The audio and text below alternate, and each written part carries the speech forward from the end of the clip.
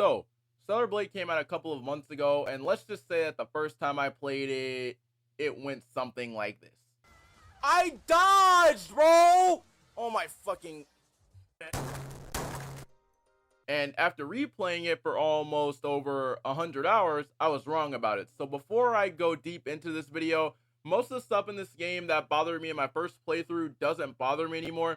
And with that out of the way, let's start off with the boss fights. There are a few boss fights that hindered my experience, specifically being the Kagakuri and the unidentified Natiba. Kagakuri is great, but the only issue that I had in this fight was the phase where she shoots the laser randomly. And with this fight, I would spend most of my time jumping and trying to heal myself and trying to dodge the laser at the same time. And with the unidentified Natiba fight, you can do so well fighting her until she goes up in the air and dashes you, which causes the camera issue. And even when she goes into the air, that still also causes the camera issue, especially when trying to dodge her attacks. But other than that, the boss fights are very engaging, which is what I like from these type of games. Now, as for the gameplay, I would say it's amazing. The combat makes you get creative along with the beta and burst skills that help you find out creative ways on how to take out enemies. And the more you keep on playing the game, it gets more difficult to take out enemies as you go. The next thing that I also really found interesting and really cool was the gear system that can change the way you play, and it even offers you some more advantages when fighting as well. For example, in my first playthrough, I had a tank build that gave me more shields, and in return, if my HP is low, then I get 30% of my HP back when I block or parry the enemy's attack. The next thing that I also think is very cool is the beta and burst skills, which add a whole nother layer to the combat system, which I think Colin did a very good job at explaining these abilities very well and how they can be used in combat. Like, the whole energy stuff, is how it's actually tied to hitting enemies, parrying attacks, as well as like perfect dodges. And it makes it so that it encourages you to play more aggressively in combat, similar to like Bloodborne, Sekiro, and Lies of P, which recently came out last year. And this is a good way to make people get better with perfect dodge and parrying. Now, next I want to talk about the enemy variety and the design of some of the environments. The enemy variety is pretty interesting, and it differs whenever you go to another region or area of the map, which I find very nice, specifically the heavy droids, because it's very hard to know and it's very hard to tell when they're going for an attack or when they're loading up into their defense stance with their shield up.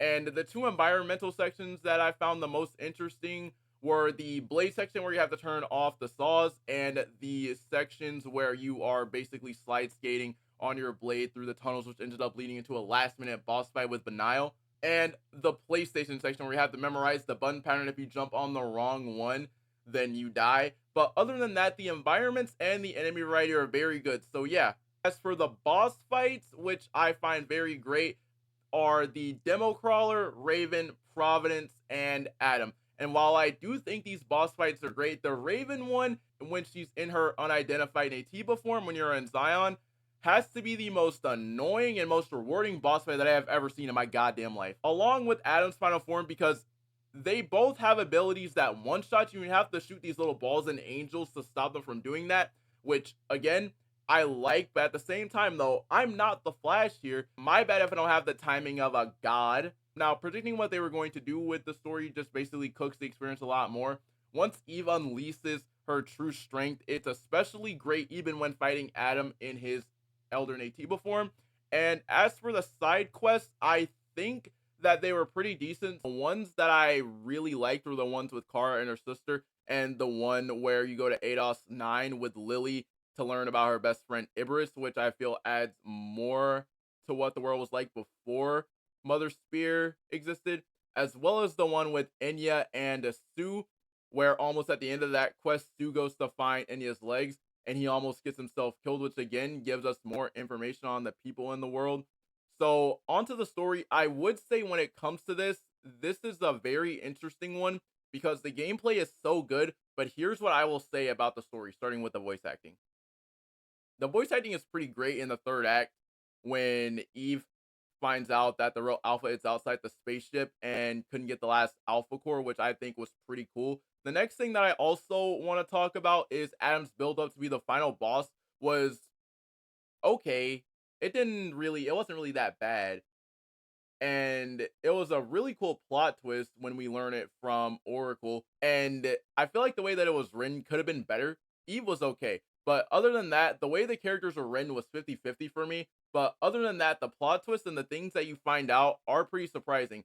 Some of the plot points are even very predictable, like Adam being the Elder Natiba, which I went over before, and the option to choose who you get to fight, Providence or Adam. So I have no issues with how the story played out. And since they are making a second game, I would like to see the character's execution more surprising and make the characters a little bit more interesting and mix it with the story and giving us a chance to play it even more post game to have some of the psychos that we missed would be kind of cool as well.